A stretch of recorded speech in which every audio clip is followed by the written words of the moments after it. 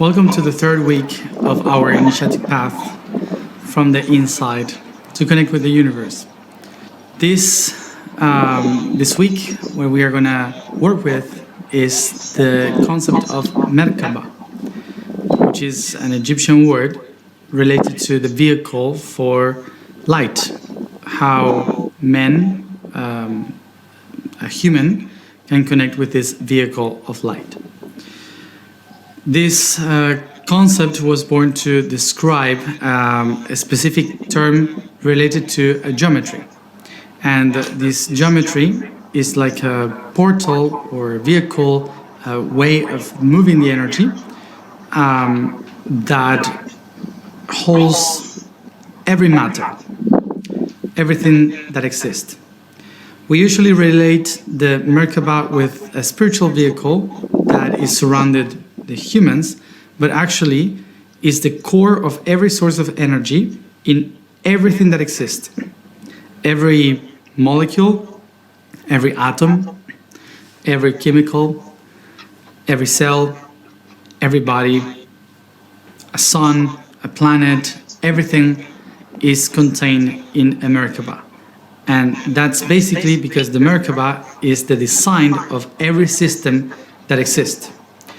So it's not just a vehicle of light or a vehicle for the spirit. It's the structure of the creation itself.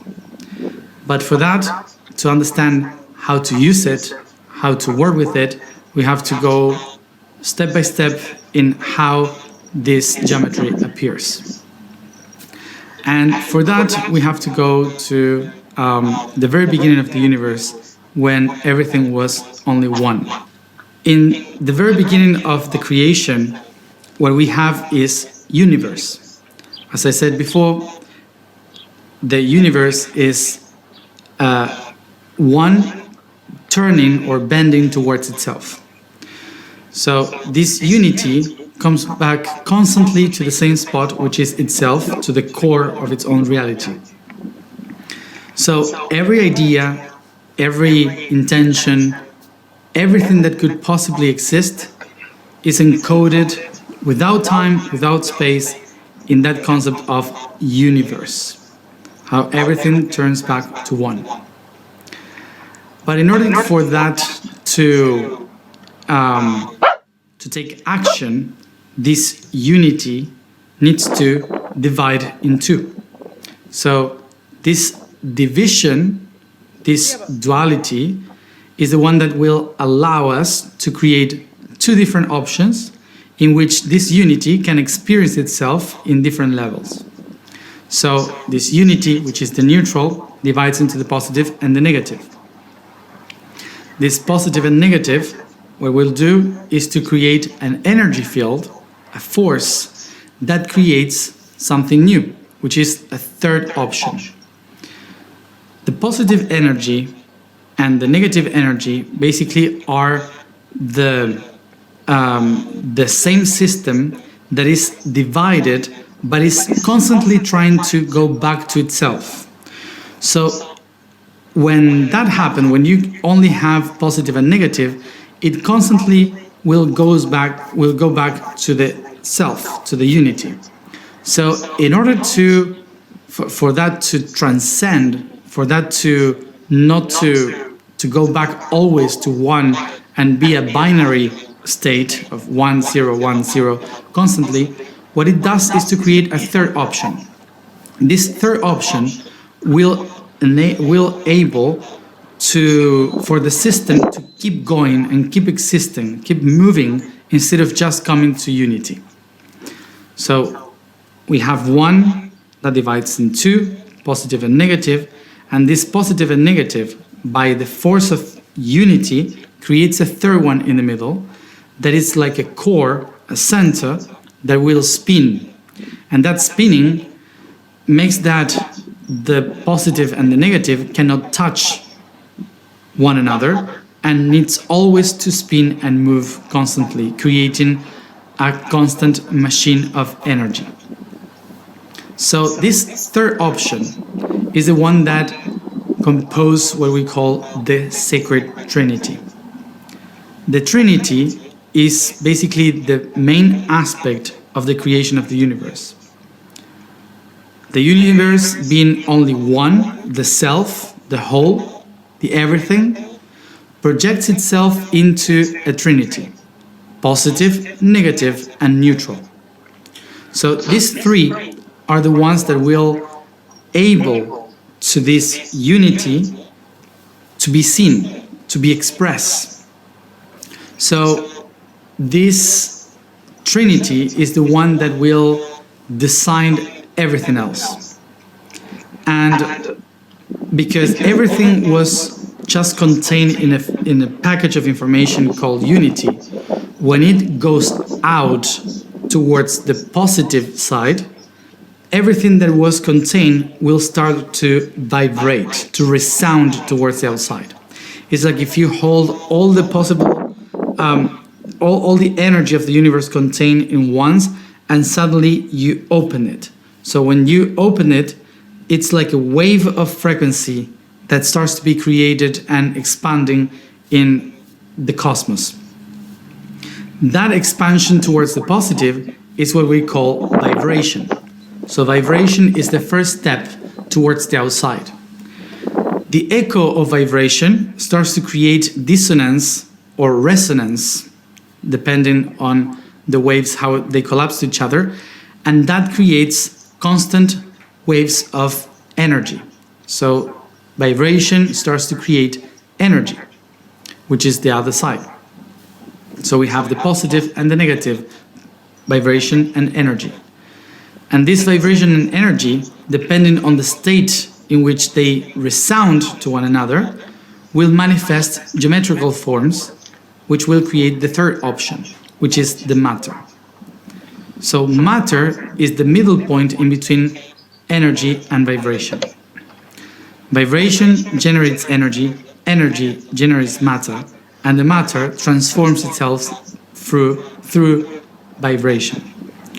So this constant triangle is what we call the sacred trinity.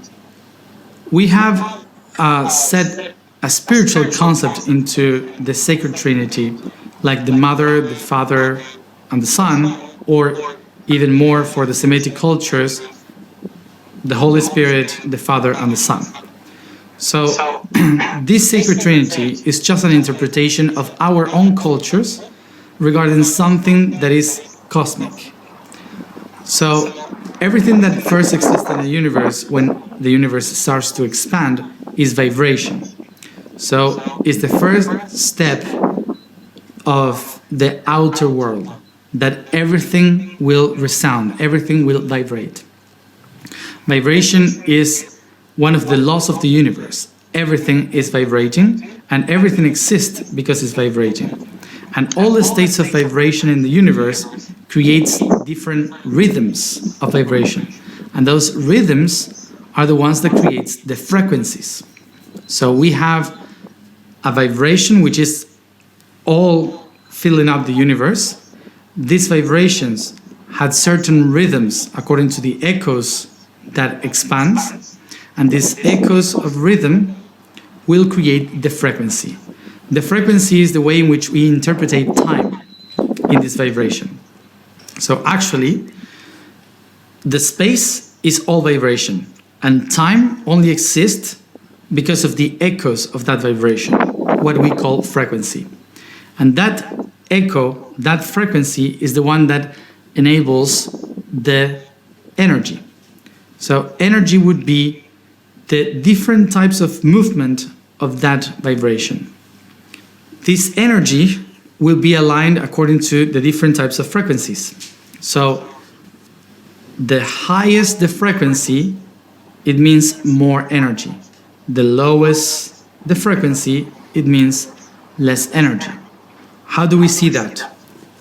If everything is vibration, we will call low vibration to a wave that takes a long time to repeat itself. So if we have one heel of the frequency here, 1, and then 0 going down, and then 1 up, the time that it takes from point 1 to the other point 1, if it's long, it means that it's a low frequency of vibration. So low frequency of vibration means low energy. It means that the energy is moving very slow, so it doesn't have much potential. When the point 1, it's very short to the other point 1, so it means that it repeats very fast and it moves very fast. It means that the energy is higher. So you can move faster, so it creates much more energy. So higher energy, it's higher frequency in the pattern of vibration. So when we talk about frequency, we talk about time. When we talk about vibration, we talk about space. Both together are going to create all the different patterns of energy. And that's how we understand that in the quantum realm, all the existence of the most tiniest particles that exist are actually entanglements of resonance, like an instrument of chords that is vibrating constantly in different resonance. So different times, frequencies, and different vibrations, or different frequencies inside that vibration. So that creates a constant of vibrations that when they create a package of information, it shines of energy. So the energy appears from these packages of vibration. As higher the vibration, much more energy. As lower the vibration, less energy. So now we have these two options of the universe that are constantly creating patterns. So when we have one frequency here in a specific vibration, in a specific frequency, and we have another one here that are vibrating the same level, so we have a resonance. That's what we call resonance, because it sounds back. So that's what sound means. So they are resounding in the same level, they are exactly the same. So that's resonance. And if this one flows like this, but this one flows very different, it means that they are dissonance. So they are not in the same pattern. According to the resonance or the dissonance, we create lines, we create connections in one another. So it creates networks of vibration, which we call matrix. The matrix of vibrations are the ones that creates the shape through space and time. And that's how we create, for example, an atom, and then a molecule, and then a chemical element, by resonance. When they resound to one another, they start to create a geometrical structure, and they hold themselves into that geometrical structure that fills up the space. And that's what we call an atom, and then two atoms get together, create a molecule, and so on. So this means that the basis, the sacred trinity of the universe, of this unity, is vibration, energy, and matter. So what do we have here? That there is one point of unity that projects itself towards the outside in three options: energy, vibration, and matter. The shape that we have from that is like a tripod, and that shape is what we call a tetrahedron. Tetrahedron is a Greek word that means four faces. Tetra, four, and hedron, faces. So these four triangular faces complete a perfect system that is the basic structure of the entire universe. As tiny as you go to the entire universe, when you go deeper into every structure or anything that exists in the universe, what you will find is a tetrahedron. So all the particles, vibration, everything organizes itself in this structure because it's the most relaxing structure for the universe. because everything can rely to one another. Without one of those lines or one of those nodes, it can move without any purpose and direction. But with the fourth one, it creates a perfect structure that contains energy in a locked circuit. This idea of the tetrahedron creates what we have seen in many cultures, which is the triangle with one dot in the middle, or the triangle with another triangle opposite to it inside. This is the symbol that we all know as the triangle with an eye in the center, which is the eye of God. Is actually, in 2D, we see it like a triangle with one eye or one circle, but actually is a tetrahedron. So when we see it in 3 dimensions, we see the tetrahedron in different positions. So this structure of unity projected into these 3 aspects of creation can be also polarized, because unity creates division, so diverse. So if this unity is the self, the being, when the being goes out of itself, it will create the action. Immediately, the self becomes action. The meditation transforms into activation. And that's what we call the first subject making the first action, which is I am. The being of the universe is universe as I, the one, but then projects itself into action by creating, manifesting the idea of being. So that's why the first being of the universe, I, will project into the action of to be, which is am. So I am is the first concept of this universe projecting itself towards the outside. So the I projects itself in vibration, generates energy through vibration, and manifests matter from that. And in front of it, in the other side of the triangle, what we have is the verb, the action, the am. And that verb, what it does is to also try to reach back the Trinity. So it creates another kind of Trinity. And this Trinity will be through actions, through activities. So the one related to vibration is what we call love. The one related to energy is what we call wisdom. And the one related to matter is what we call will.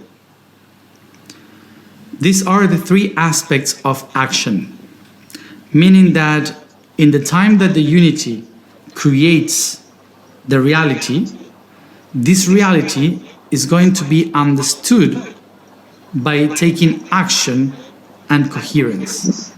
These 3 different aspects, which is love, wisdom, and will, are the 3 actions that needs to be taken in order to find coherence.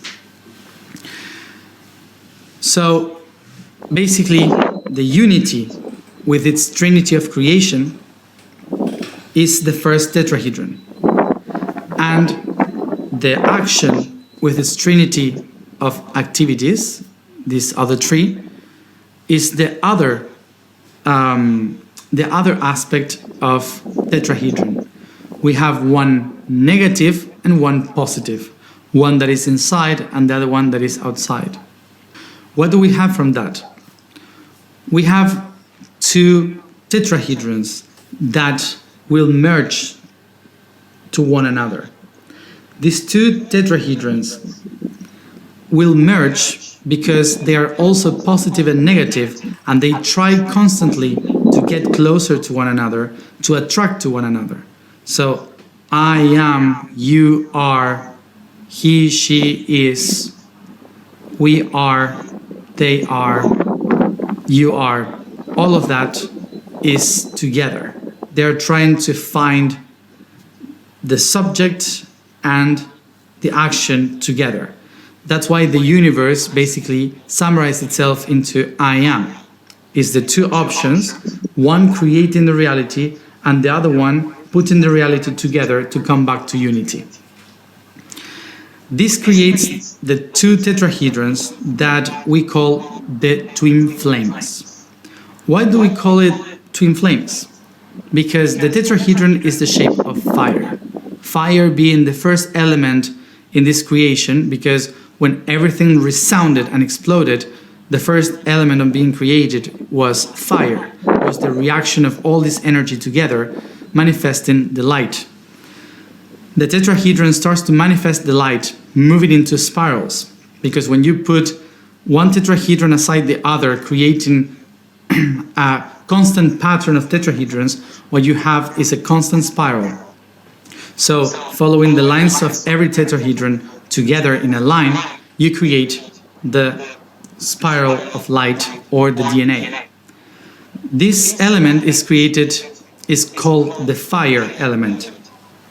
As later, when the other elements will appear, when the other geometries will appear, will be called according to the elements that are starting to exist, like an hexahedron being the minerals, the dodecahedron being the water, and so on.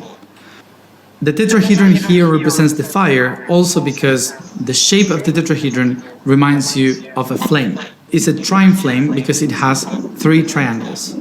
This trine flame represents vibration, energy, and matter, and on the other triangle, on the other tetrahedron, it represents love, wisdom, and will. So these trine flames together creates the twin flames. They reflect to one another, and it's something that usually people call today as someone that completes you, someone that has the inner fire of the soul, like a twin soul, like someone to relate to as the other one that completes me. But actually, it's a very romantic idea of what actually the system is, because the twin flame is actually our own system of energy. The reason why we expect for someone else to be that twin flame that we are looking for is because usually, because of we are all part of a network, other people around the world has some codes to ignite that fire on us. So it's not that the other people complete us, it's that the other people or some persons around the planet has the tools or the vibration, the resonance to set fire on our own tiny spark. So sometimes that spark is very low, in a low frequency, so we need a high frequency from someone else to tune us up and rise up the fire. That's why we relate others with that twin flame that makes us fall in love or feel love as a partner, but actually is because the other person is igniting that fire that we have within, which is this potential of connecting these two tetrahedrons together. So the twin flame is actually what we call the vehicle of the I am. It's a vehicle of the divine that makes everything possible. All the potentialities are encoded into this Merkaba. These two tetrahedrons together, when they spin, they create a toroid. They create a structure that manifests a magnetical field that holds everything that is around towards the center. So when we are talking about a Merkaba, we can understand then that this function can be also represented by molecules of carbon, molecules of water, molecules of any other chemical, silica or whatever, that creates our reality. So there are different compositions that together they create a new being, they create a new reality. So from the tiniest realm in the atomic realm towards the highest one in a galaxy, what we will see is a Merkaba pattern connecting everything around and holding a center, a core, which for the galaxy is a black hole in the center, and for us is the tiniest part of our heart. It's like a black hole or a point of void where all the forces that has been created goes towards it, and because they neutralize in that center, in that third aspect between the positive and the negative, so it neutralizes all the forces and we don't see any light, we just see a deep void of peace and balance. This is how basically the Merkaba is formed in the reality. How vibration manifests the energy, and the energy, the matter, in order to create a structure, a pattern that can hold the energy of the one, of the unity.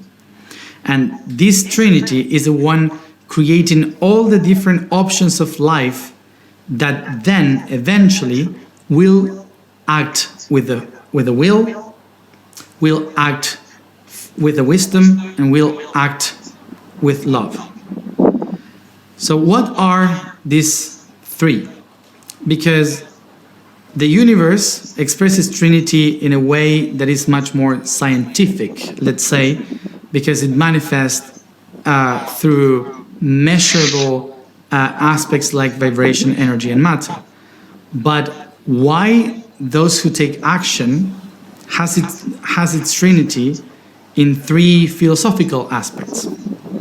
Well, basically because love is a translation of the vibration in our bodies.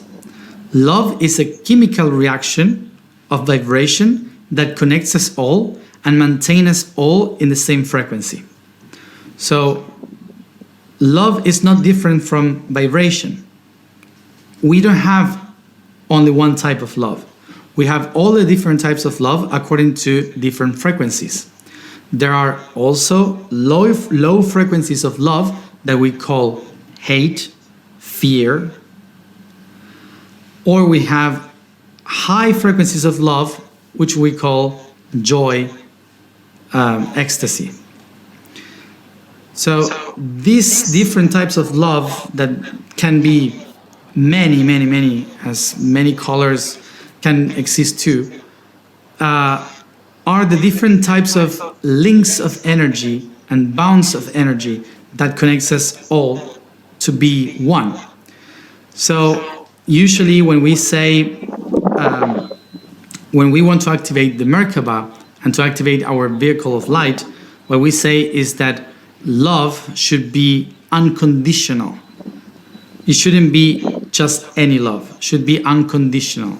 And what it means to be unconditional, it doesn't mean to love someone, it means actually to set the vibration of the other person free. Because unconditional means that you don't have any link with that person. It means that you are not conditioning that person or that being with your own type of frequency of love.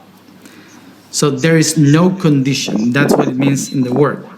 So if there is no condition, it means that it's freedom. So unconditional love is acceptance of the process of any being, and acceptance of any existence. We cannot have unconditional love if we are in duality, like believing there is an evil and that there are some people that are the good ones. That's not unconditional love. There is no unconditional love also when we try to protect someone because we are afraid of something happening to them. We are not unconditionally loving when we love so much other persons that we don't allow them to move on. So there is no unconditional love when we have an attachment to someone or to something.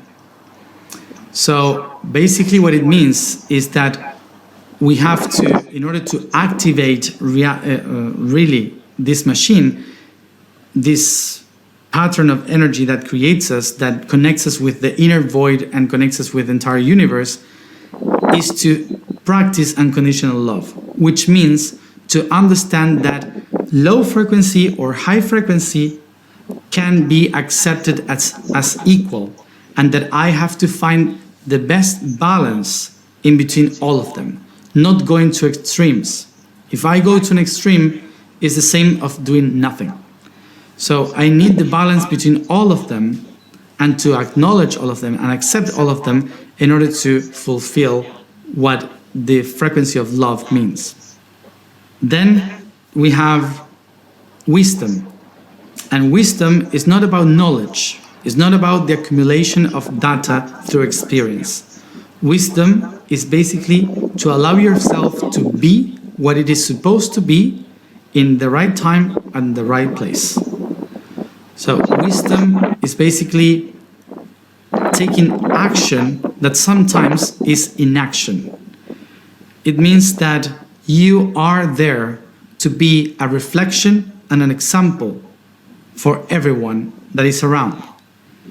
And you don't have to do good in order to have wisdom. You just have to be completely and fully yourself. So there is no good or bad in wisdom. There is only to be. And will basically represents the intention of things. It doesn't mean that you have to work hard or to do stuff in order to accomplish your goals. That's the will that we have learned in the Industrial Revolution, but it's not the one that actually the universe is claiming for. The will that we are talking about here is about the intention. And intention means to set yourself in the right tension. Why?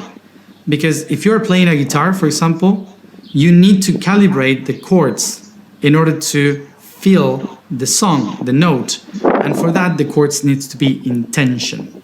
So what is to set an intention? Is to pull the strings in yourself so they are aligned. They are not entangled. So it means that you have to put each one of the parts of yourself very aligned from the crown chakra to the feet chakra, all along. And how do you do that? By taking the right actions. What is the right action? To act according to the situation with the wisdom and love. What I feel in my love, what I think in my wisdom, I act according to my will. So my will be expressed in the tension created by my heart with love and my brain with mind wisdom. This is the one that will create the third one, which is the throat, which is the expression of the music, the word, the creator itself, by the verb. So when we are talking about activating the Merkaba, we are talking about creating the light vehicle that allows us to connect with the core of the universe, with the core of the creation itself, with the core of the I am. And in order to activate this, there are many steps and many things to do. It's not just simply think about it or design it around or do an energy work. When you do an energy work and think about it, then you have to hold it with your actions, with your coherence, every day. Otherwise, it's like a rotten machine. It's like something that can get old and misused. That's why we need to work the Merkaba with coherence. And the question would be, what do we achieve by activating the Merkaba? Well, basically, what you do is to activate the potential of all the archangels, which means all the frequencies, all the potentialities of creation of the universe within you. So you become an alchemist. You become a creator of your own reality. To have the Merkaba activated in you means that when you relate to yourself, to the I, who you really are, the higher self, that's what we call the higher self, the I. Then the lower self is Matthias, for example, me, is a personality, is a design that is inside the system. But my higher self, which is only I, me, that being, I can only achieve that being by saying I. And I can only be coherent by saying am. So when I say, for example, I wish I could have this, the universe interprets through the potential of Merkaba that you actually are wishing. So everything that projects around you is going to be according to the verb wish, which means that it will always be a dream for you.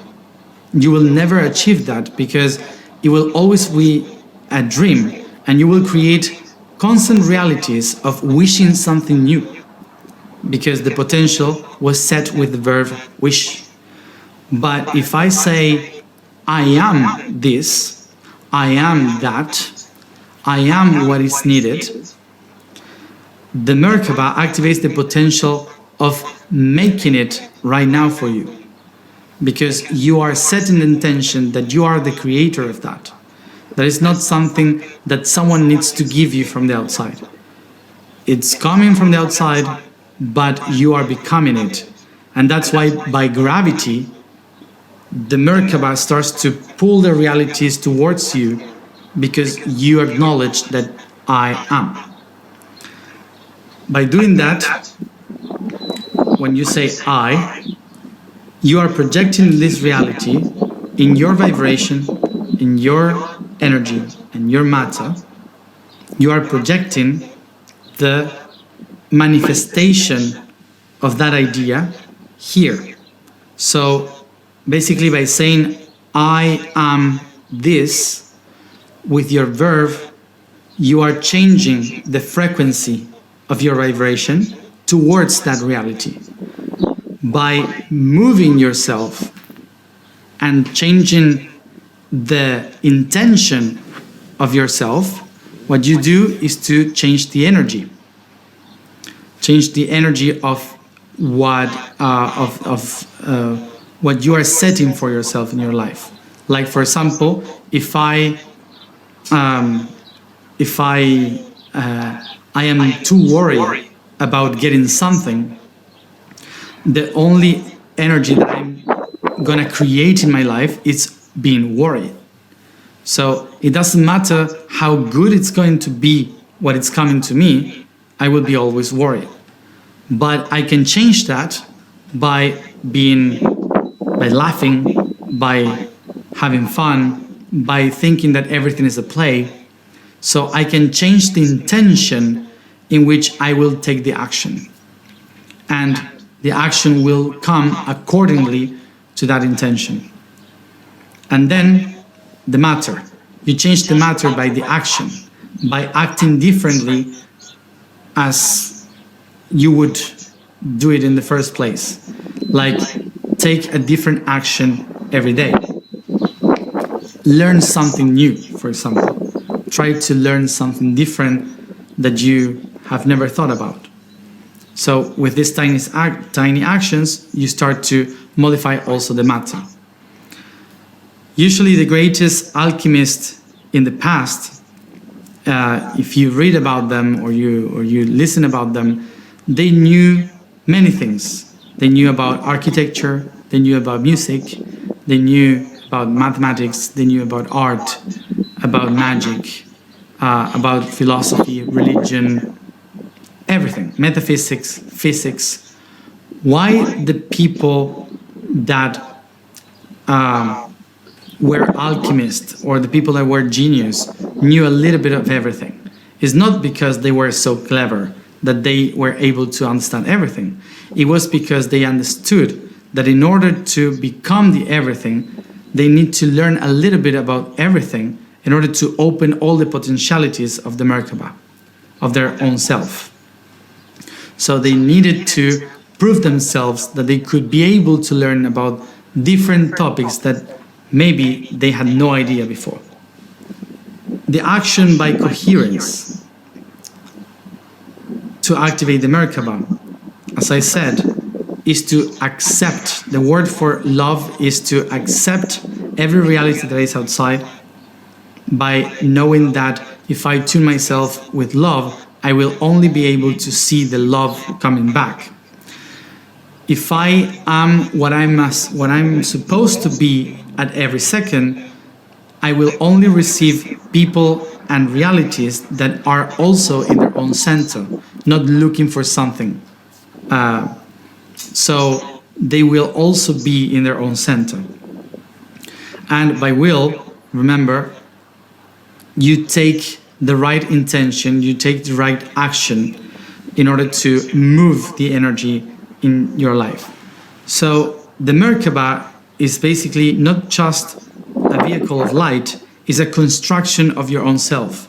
It's a construction that you do every day in order to prepare your being to be able to become an alchemist, someone that can create or transform this matter, this reality, into a light being, into a manifestor, into a divinity.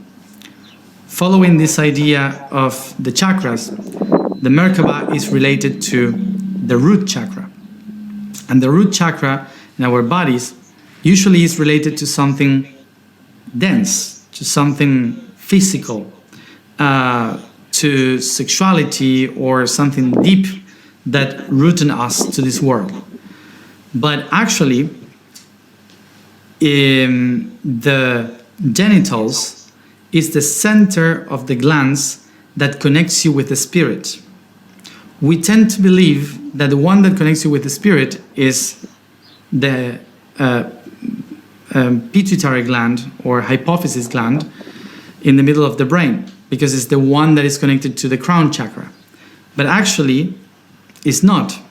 The one that connects you with the potential of the spirit, with the spirituality itself, is the root chakra, the one that is in the genitals. So we have been disconnected for thousands of years from our genitals, saying that they are part of the sin, that they are part of a dirty reality, that we should not show that part, we should not talk about that part, like it's the sinner's part and it's just for reproduction. But actually, what they did with that is to disconnect us from the power of the spirit. The potential of the spirit to enlighten the crown chakra up rises from the root chakra. So the Merkaba is basically the machine that activates the root chakra, and it ignites the fire of the twin flames. So this is related to sexuality. Sex basically means segregation or separation. Sexus means to separate two things. So these sections of the being, which is the one I and the other one am, the two options of the complete being, needs to be together in the root chakra in order to ignite the fire, the positive and the negative. Igniting the Merkaba creates the spiral of light that in the Indian culture they call Kundalini. So the spiral of light, the Kundalini, the snake that crawls in the tree of life, is being born in the root chakra when the Merkaba is activated. So we have different ways in which we can activate that, by meditation, by breathing, by fever, and by sex. So we have at least four different ways in which we can ignite that inner fire that transforms our being, that activates the Merkaba. Of course that some of them, the ones that I mentioned, are not conscious. Most of them are unconscious. So, for example, fever activates the Merkaba every time that we have fever that ignites the fire in our body but it's unaware of this. So it's working from the subconscious. So it's activating things without any awareness of it. But the cells evolve. Every time that we have fever, something changes in the composition of our cells, so they evolve, transform themselves. So it's a tiny doses of the transformation from Merkaba. From sexuality, you can be aware or unaware of this, but the fire of the orgasm is something that also activates the Merkaba and connects you with the potentiality of the spirit. Because remember, the spirit is not something outside the body, it's the breathing of the spirit, it's the breathing of the body. So the regeneration of the breathing through orgasms is also a way in which the Merkaba is activated to make you a creator of your own life. And this is why the ancestors, the ancient civilizations, gave so much power to sexuality. They tried to teach sexuality in a proper way, not to connect with the divine just outside, but to be able to become creators and divine within. So that's what we call the sacred sexuality. And the meditation, of course, would be to try to mimic, position the tetrahedron and activating that according to the understanding of your own life. And this is related to the task that I will give you for this week. Every day in this week, I invite you to sit in the meditation position, crossing your legs. By crossing your legs, you will figure that you will create a triangle in your lower body. So you cross your legs like sitting in the Indian position, in the meditation position, and you will find a triangle that goes from your coccyx to your knees. So there you have the first triangle, and then you create the other triangles by using the edges towards your head. The edges towards your head would be following the spine to your neck, following the first edge through the back, and then your arms to your knees. When you do that, try to find the head in the middle, not on the back, but find the middle point of the tetrahedron, and you will see that your own body can create a tetrahedron. Your head being the eye, being the upper part of unity, and then going down towards the ground, you have the polarity of it, which is the diversity or the the action. So you have here, in your own body, in your physical body, the position of the first tetrahedron.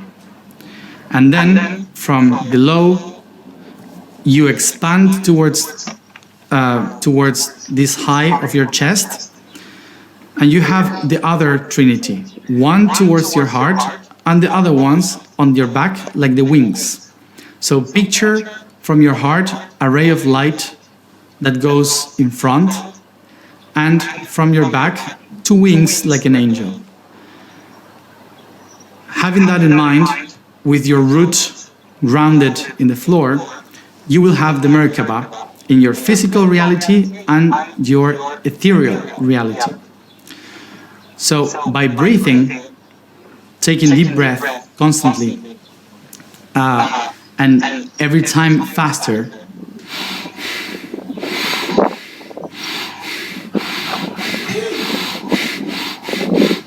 and you follow the speed of breathing that you could possibly that you could hold. By doing that, you start to activate the machine. You start to activate the entire Merkaba. So, following this position, you start to picture the 6 directions of your Merkaba. 3 under, 3 in the opposite above, 1 on the top of your head, 1 under in the ground. By that, you start to activate the pattern, the structure. So I invite you to take 5 minutes every day to start activating this machine that goes straight to your center, to your black hole in the void in the middle, in between the heart and plexus.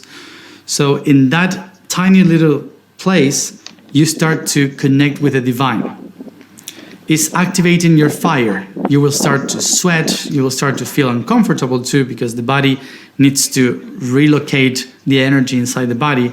So try to feel for 5 minutes this position and taking deep breaths once and again in a loop until you breathe out and relax for a moment. So that would be an exercise to activate the idea of what the Merkaba is. And for the rest, I would recommend for you to take this next 6 days for the 6 attributes of the Merkaba. So we can take the first 3 days for your vibration, the other one energy, and the last one matter, and then the other 3 days for love, wisdom, and will. So I invite you to take 5 minutes of every day, and the first day you think about how do you vibrate, and try to, through your breathing, rise up your vibration. The next day, 5 minutes, think about the energy. If you are low in energy, high in energy, so rise up your energy or balance your energy as you breathe. The next day, matter. Try to look for the right position, massage your body, take a moment to connect with what information is in your body, what is the muscle that hurts the most. Try to pay attention to that position during 5 minutes, and then give a massage or stretch the parts that you have felt in your body that needs to be relocated. The next day, think about the love. Take 5 minutes to get this position and think about what you aim in love, what do you want for love, the links that you have, and try to locate some of those biggest love that you have, and with these breathings, take them into unconditional, releasing the tensions between those boundaries, between those bounds. The 5th day, you will go to wisdom. Try to think about what are you for others? What is your reflection to others? What do you reflect to other people? And take 5 minutes to meditate on one of those reflections. And the last day, the 6th day, I invite you to think about your will. What are your intentions? And do you take action in those intentions? So try to think for 5 minutes in what is your will for that week, and take action and do it. This 5 minutes every day to complete the whole system of the Merkaba can be a beginning, a start for what this machine of light is. Remember, the energy of the root chakra is the potential of the light being. So activating the twin flames of the Merkaba is actually to reactivate the machine that sets fire to the potential that can transform you in the creator of your own reality.